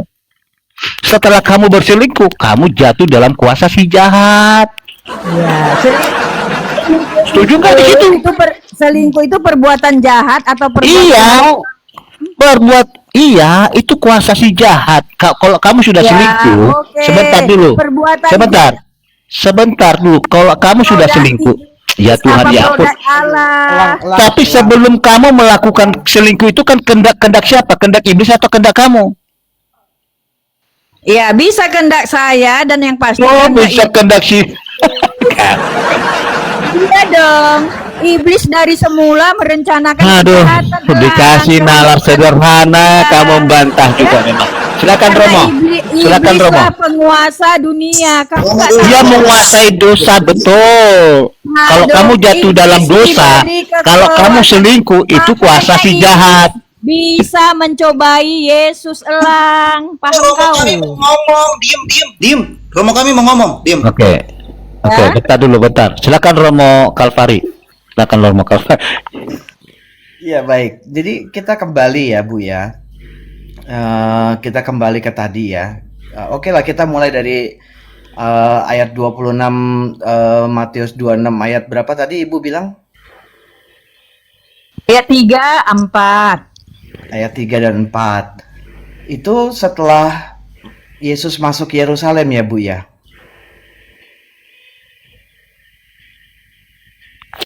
Ya, saya kurang tahu ya apakah ini. Karena Yesus masuk Yerusalem ayat bab 21 ayat 1 sampai apa gunanya 11. rupanya itu? Sekalian aja dari zaman Adam dan Hawa ditanya semua sama saya. Ini kan Aduh, gimana? Pakai logika dong ya. Maksudnya gimana Bu pakai logika? Begini, saya kan ini Elang mengetahui karena saya kan tidak saya ketahui itu kan Bapak bilang tadi itu kapan setelah masuk ke Yerusalem atau tidak, kan saya bilang tidak ketahui. Nah, lalu Elang mengatakan dia mengetahui. Nah, menurut saya itu tidak esensinya. Sekalian aja ya kalian menanyakan peristiwa dari sejak Adam berdosa sampai Yesus itu disalibkan. Tanya saya supaya saya tidak bisa menjawab semua begitu. Baik ya. Sekarang kita mau fokus pada rencana Allahnya atau rancangan penyalipannya. Ya, rancangan penyalipannya. Rancangan penyalipan. Dua-dua Tadi, juga bisa, dua-dua ya oh, hubungannya. nanti kalau rencana Allah dari awal kan Ibu udah sepakat kan bahwa Udah, oke. ya. Lalu Sepakat. yang Ibu persoalkan adalah rancangan penyalipan itu adalah Kehendak. jasanya Ya, iblis ya kan? ya betul. Ada peranan iblis gitu ya. Enggak, sebentar. Ada peranan iblis atau ada rancangan iblis? Ada jasa iblis. Memang Rencana nekat iblis. kamu, sungguh nekat. Betul, betul. Udah Elang, aduh Elang takut sekali. Betul. Sama Elang, aja. kamu jangan Oke. begitu, Elang. Bentar Yaman, nanti saya tendang kamu ke laut, mau kamu? Orang saya hostnya kok. Ya, terserah Pak. Terserah Romo. Mau Anda katakan rancangan, rencana kehendak iblis. Saya Gini pilih. aja, gini Tina, bentar, 1 detik aja Romo. Kalau itu rencana iblis, salib itu, ngapain kamu buat salib di gerejamu? Ada nggak salib di gerejamu? Ada hubungannya. Enggak, Ya, saya tanya, IQ, di gerejamu ada salib enggak? BPJS. Enggak ada hubungannya IQ Dulu. BPJS. Nah kan kalau lari kemana-mana kan, aku 1 detik. Ketololanmu. Ya, Nah ini kan kamu menghindar dari pertanyaan saya kan? Kayak gitu, nggak boleh kayak gitu. Standarmu terlalu rendah lah. Udah. Nah, lanjut Romo, Paman Silakan, Elang. silakan Romo. Sulit dia menjawab pertanyaan, sulit, meninggal kamu saya buat. Kamu Ya, itu silakan Romo. bapakmu iblis. Ya udah, diem dulu. Bapakmu bibis lagi. Diam. Bentar. Ya silakan Romo. Ya. Jadi para ahli-ahli Taurat dan semua orang-orang itu merencanakan pembunuhan Yesus. Mereka mau menyusun tipu muslihat itu setelah Yesus masuk Yerusalem. Kalau Ibu masih ingat tadi dalam Matius 21, 1-11 yang tadi saya tanya di awal tadi, kalau kita ingat baik-baik, Yesus merencanakan masuknya Yerusalem itu dengan sangat teliti. Pertama, dia masuk pada saat pemilihan domba Paskah. Kedua, dia memilih masuk dengan keledai. Dan itu menggenapi nubuat Nabi Sakaria bab 9 ayat 9 tadi. Lalu tadi saya katakan juga, Yesus masuk Yerusalem itu dia memprovokasi Sanhedrin. Dan inilah yang kemudian tadi dalam ayat 26, bab 26 ayat berapa tadi Ibu sebutkan itu ada permufakatan untuk membunuh Yesus. Dan artinya apa? Artinya provokasi dari Yesus itu berhasil. Sebenarnya di sini kita mesti melihat ada 3 kehendak. Yang pertama itu ada kehendak Allah yang kemudian disusun secara detail oleh rancangan putranya yaitu Yesus, ya itu satu. Lalu kedua, ada kehendak bebas manusia yang diprovokasi ya. Jadi kehendak bebasnya ini pun juga dalam tanda kutip itu tidak terlalu bebas, tapi diprovokasi oleh Yesus tadi. Sehingga kemudian setelah Matius 21 ada Matius 26 pemufakatan oleh para Sanhedrin tadi. Bagaimana caranya membunuh Yesus. Lalu kita jangan lupa ada kehendak ketiga. Kehendak ketiga itu adalah si iblis ini. Dan iblis ini mau membatalkan rencana penyelamatan oleh Tuhan Yesus, yaitu penyalipan.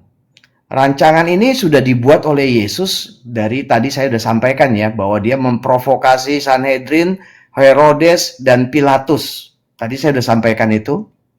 Ya.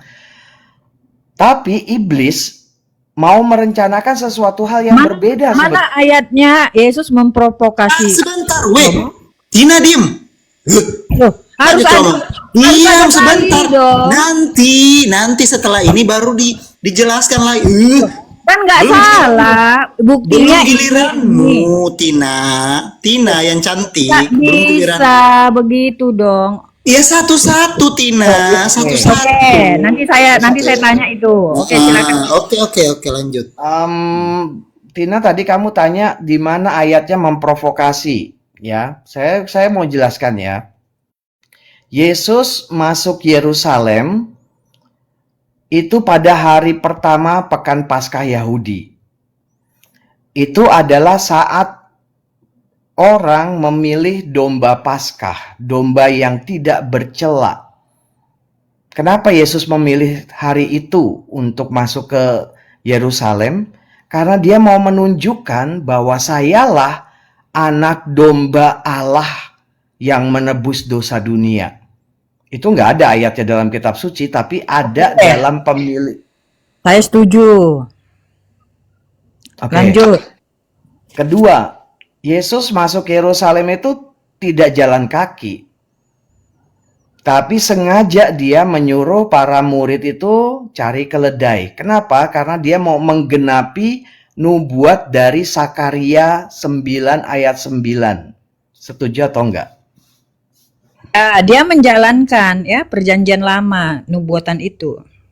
Ya, dia mau menggenapi nubuatan itu. Nah, Dan dalam nubuatan itu dia akan menampilkan diri sebagai raja yang adil, lemah lembut. Sekarang kira-kira ketika dia mau menghadirkan itu, yang ditampar oleh Yesus dengan Sakaria bab 9 ayat 9 itu siapa? silakan aja Romo sampaikan. Ya, tentu saja raja yang adil itu bukan Pilatus kan? Karena Pilatus itu kan usurper, dia penjajah. Bukanlah raja yang sah menurut orang Israel. Dan yang lemah lembut itu jelas bukan Herodes dan jelas juga bukan Pilatus, karena tadi saya sudah jelaskan Pilatus Jadi siapa Romo? Ya Yesus sendiri dong. Ya, oke. Lalu kemudian ada sebutan Hosana, dia genapi juga bahwa kemudian ketika dia masuk dengan keledai itu, orang-orang yang datang ke Yerusalem untuk kemudian merayakan Paskah di sana menyorak-nyoraki Hosana. Kira-kira siapa itu yang kemudian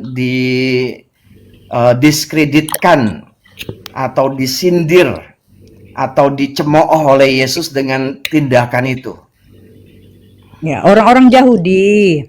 Bukan, Sanhedrin, imam-imam kepala. Iya, betul. Ya. Jadi ibu udah sepakat ya bahwa kemudian ketika Yesus masuk ke gerbang Yerusalem, Yesus memprovokasi siapa tadi? Pontius Pilatus, Herodes, dan Pontius Sanhedrin. Pilatusnya di mana? Ini kan tadi terhadap orang-orang di situ. Di mana kaitannya dengan Pontius Pilatus? Dalam Sakaria bab 9 ayat 9 itu Loh, itu kan cerita nubuatan. iya. Tadi cerita kan Romo nubuat. bilang mau provokasi. Beda dong dengan nubuatan. Sebentar, Tina gini. Yesus itu di perjanjian Lang, baru. Jangan potong saya dulu, Lang. Jangan Ya, potong saya dulu, ya, nanti silakan. kacau gitu loh. Ya. Tolong minta maaf ya, Lang. Karena kalau enggak nanti dia kacau lagi nih. Jadi begini, Ibu Tina, yang namanya menggenapi nubuatan itu caranya macam-macam. Termasuk salah satunya itu adalah dengan memprovokasi siapa saja penguasa yang ada di situ. Sakaria bab 9 ayat 9 itu mau menunjukkan bagaimana kemudian semua orang itu akan takluk pada raja yang datang di atas keledai.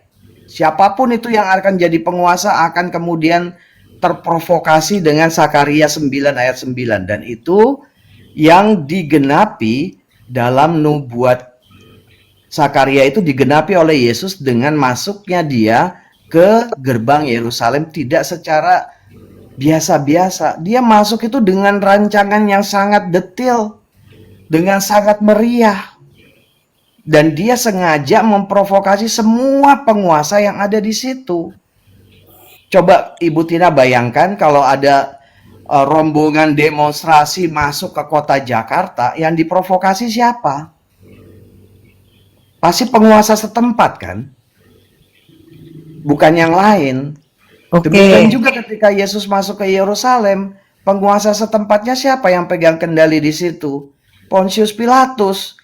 Pasti langsung alarm satuan pengawalan Yerusalem tuh berdengung gitu loh. Karena apa? Karena orang-orang berteriak, Hosana, Hosana putra Daud. Dan putra Daud itu artinya raja. Raja yang sah. Raja yang adil. Raja yang lemah lembut. Itu yang mau digenapi oleh Yesus dengan naik di atas keledai. Makanya tadi saya bilang semuanya diprovokasi. Sanhedrin, Kayafas, Herodes, dan kemudian si Pontius Pilatus. Maka kemudian mereka membuat rencana untuk membunuh Yesus. Mereka itu adalah Sanhedrin. Dan kita mesti tahu ini adalah kehendak bebas manusia. Sementara kehendak setan itu apa? Banyak orang berpikir setan itu merasuki Yudas supaya kemudian membawa Yesus pada pembunuhan salib. Saya tidak sependapat dengan hal itu. Kenapa? Karena setelah Yudas menyerahkan Yesus kepada pengawal Sanhedrin, pengawal bait Allah maksudnya, itu adalah pengawal Sanhedrin ya. Petrus kemudian mengeluarkan pedang dan kemudian membacok telinga siapa? Malkus, hamba Imam Agung itu, salah satu pengawal Sanhedrin itu. Dan Yesus menjawab kepada Petrus dalam Matius 26:53, sarungkan pedangmu.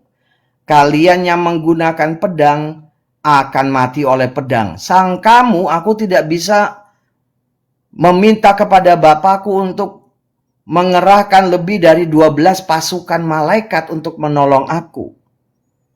Artinya apa? Artinya dia bisa lolos dari situ.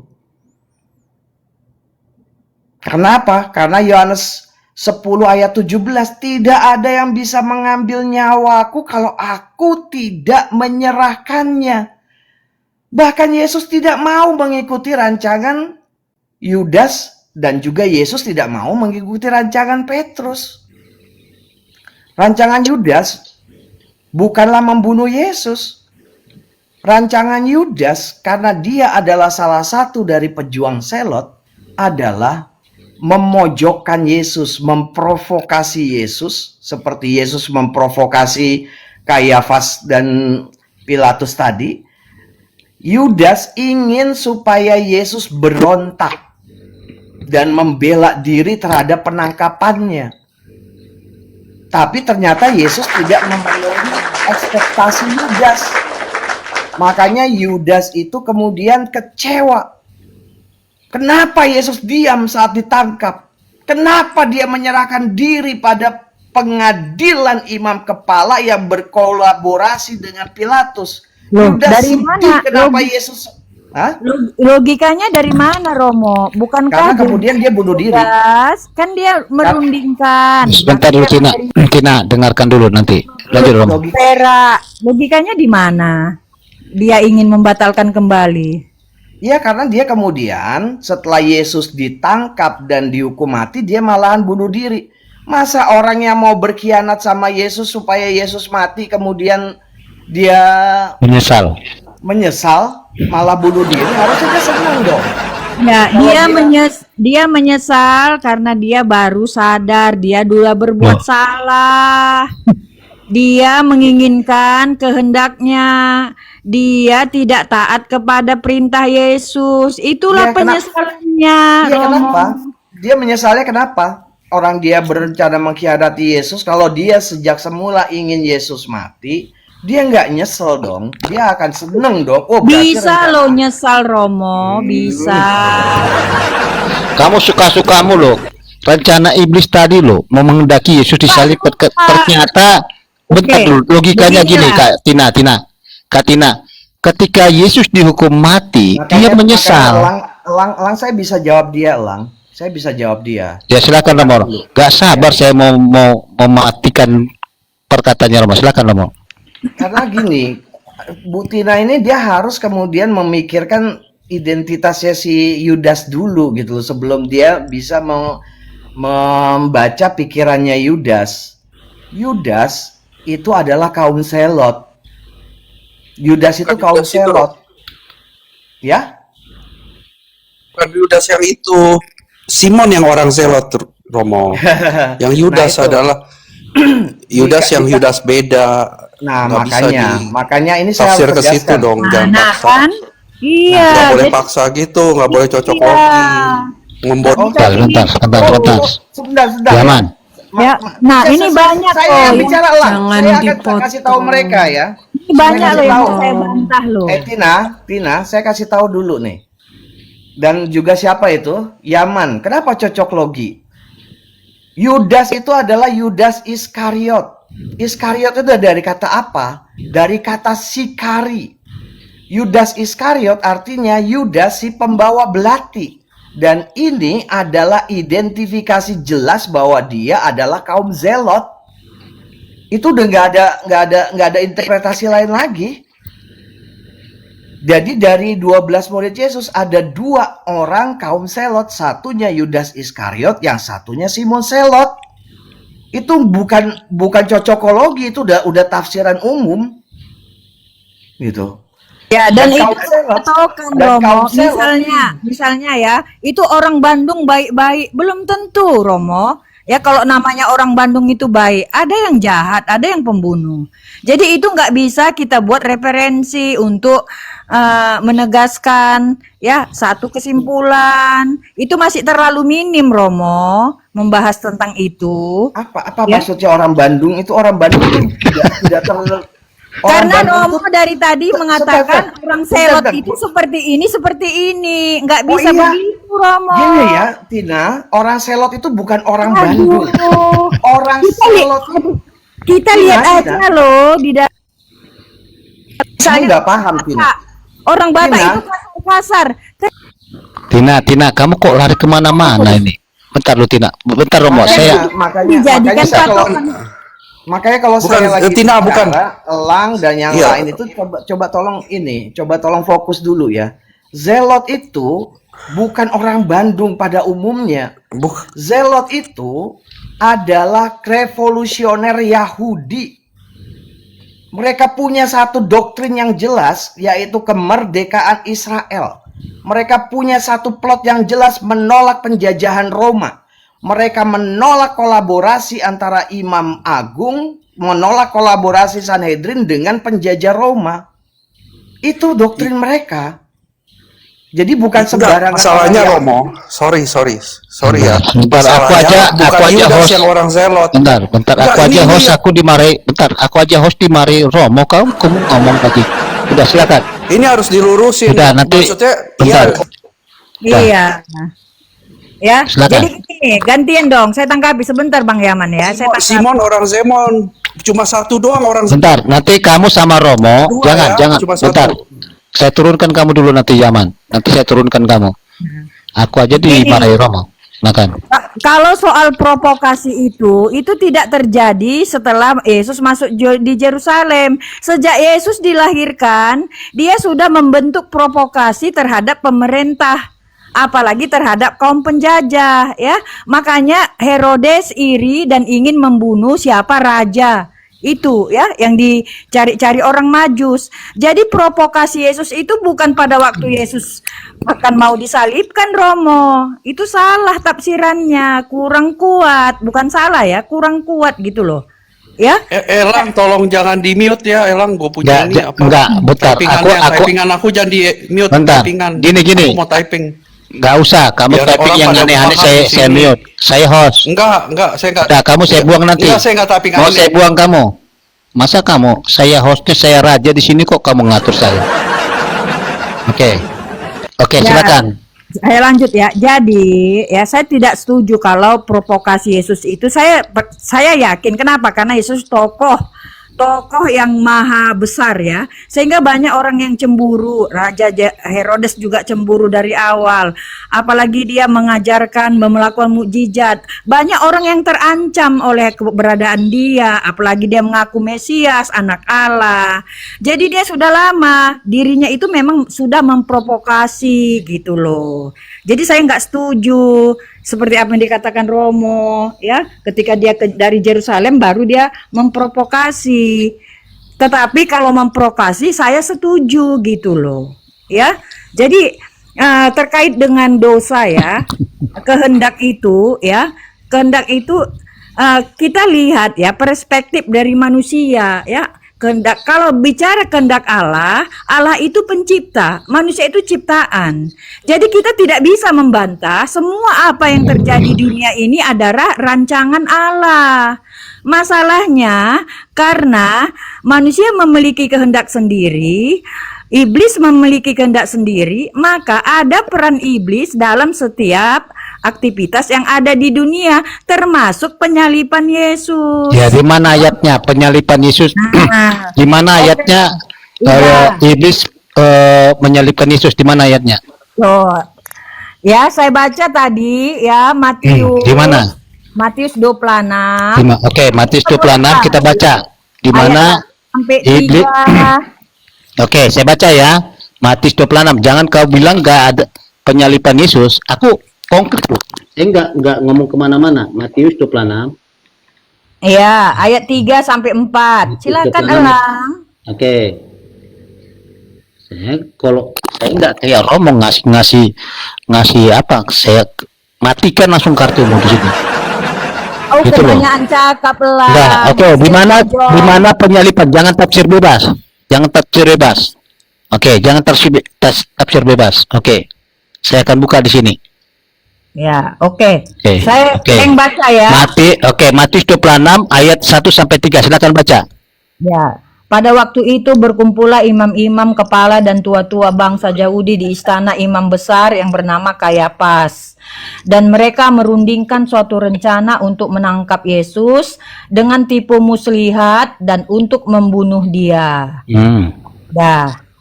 Nah, Mana di membunuh- sini iblis untuk menghendaki menyalibkan Yesus? Di mana ayatnya? Ya, iblis itu kan roh ya, Elang. Dia nggak nampak. Udah kau ke laut. Capek kita. Udah ke laut. Jualan cilok kamu. Makanya gini loh. Dari tadi kita muter-muter di sini. Iblis dengan manusia itu sama tidak? Saya tanya. Ini loh. Makanya Protestan itu tafsir bebas. Nih, lihat ya. Di mana ada kata iblis di sini? Pada waktu itu berkumpullah imam-imam kepala dan tua-tua bangsa Yahudi di istana. Imam-imam kepala ini iblis atau manusia? Kalian tafsir bebas. Disinilah yang kita nggak nyambung dari tadi. Ya. Dari tadi kita berkelit di sini terus. Ya, iblis itu makhluk rohani, sedangkan manusia makhluk jasmani dan rohani. Iblis itu kekal, sudah berdosa sejak semula. Gini. Sebentar Yaman, aku ngomong dulu. Bentar, Lupa tapi aja, Om Elang. enggak, saya kasih jualan cilok, enggak ada gunanya. Ya. Kenapa? Dari tadi memang enggak nyambung dari ngomong. Saya kasih poin-poin. Ya. Iblis dengan manusia itu dua pribadi yang berbeda. Iblis itu kekal. Kekal, dia berdosa sejak semula. Makanya Yohanes 8 ayat 44 dikatakan engkau pembunuh sejak semula. Karena iblis itu sebelum dunia diciptakan, iblis itu sudah berdosa sejak semula. Tidak ada Yohanes 8 ayat 44 membicarakan penyaliban. Kita kalau misalnya persoalan itu nggak usah terlalu panjang. Kalau saya sih melihatnya sih jelas saja gini lah.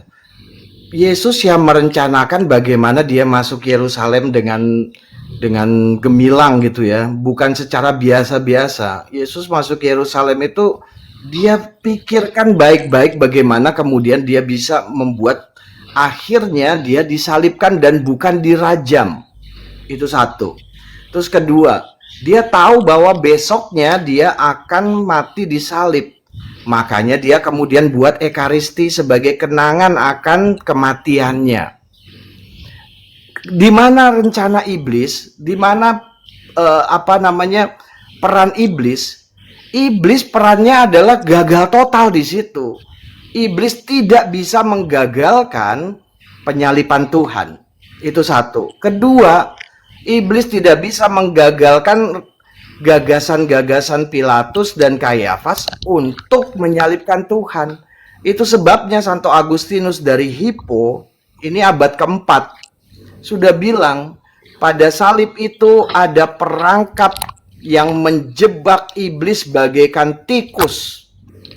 Agustinus dari Hippo seperti itu. Kenapa? Karena iblis tidak berdaya menghadapi kehendak bebas manusia yang mau mencari kekuasaannya sendiri dan mengamankan posisinya. Kayafas mau mengamankan posisinya, Pilatus mau mengamankan posisinya. Iblis tidak ada peran sama sekali di situ karena dia telah gagal membunuh Yesus di luar salib. Hanya Yesus yang bisa memberikan nyawanya sendiri. Tidak ada yang bisa memberikan nyawanya selain Yesus sendiri. Yesus bisa menggagalkan salib kalau dia mau, tapi dia nggak mau. Itu sesederhana itu aja. Nggak ada peran iblis di situ. Gitu. Iblis justru dia gagal mempengaruhi Pilatus, Kayafas, dan Herodes untuk menyelamatkan Yesus. Tuh iblis gagal. Iblis gagal dengan rencana Petrus menghindarkan Yesus dari penderitaan di salib. Tuh iblis gagal. Jadi kenapa kemudian setelah 2000 tahun ada cerita tentang rencana iblis? Itu terus terang aja saya nggak habis pikir saya bagaimana kemudian iblis bisa muncul jadi terlibat dalam rencana penyalipan. Itu aja. Jadi kalau tadi dibilang ada jutaan orang atau berapa, Anda mesti paham. Gereja Katolik mempunyai 1,4 miliar pengikut. Dan itu satu doktrin, satu dogma. Gereja Katolik Romo, sedikit besar di dunia, gitu loh. Sedikit Romo, sedikit 1 menit aja Romo.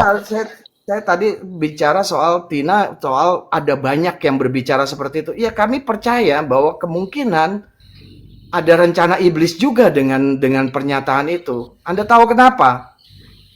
Karena sejak awal Gereja Katolik menghadapi berbagai macam ajaran-ajaran seperti ini, dan kami menegaskan hal itu bukan yang dipahami oleh para rasul. Para rasul tidak pernah memahami penyalipan Tuhan adalah rencana iblis. Para rasul, bahkan Petrus sendiri memahami ini adalah rencana dan rancangan Yesus. Ini para rasul yang hidup bersama Yesus saja tidak mengenali rencana iblis dalam penyalipan Tuhan. Kenapa kemudian manusia yang 2000 tahun setelah itu bisa mengembangkan cerita bahwa ini adalah rencana iblis? Saya terus terang khawatir, jangan-jangan justru itulah rencana iblis yang terjadi.